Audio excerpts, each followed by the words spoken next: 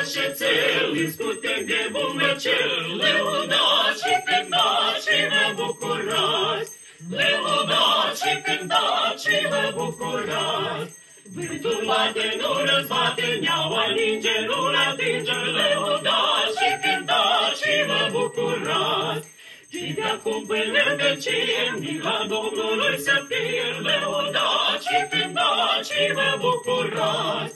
Lăudați și cântați și vă bucurați. Gazde mari, nu mai dormiți, lilioară trănăviri, că nu-i vremea de dormit, dar-i vremea de colindat.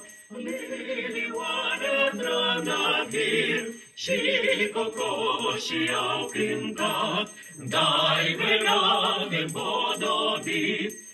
Lilioară trănăviri și Crăciunul a venit.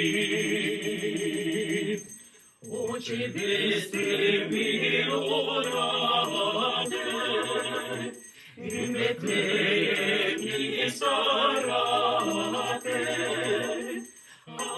Astăzi s-a născut cel de început, cum a spus prorocii. Astăzi s-a născut cel de început, cum au spus prorocii.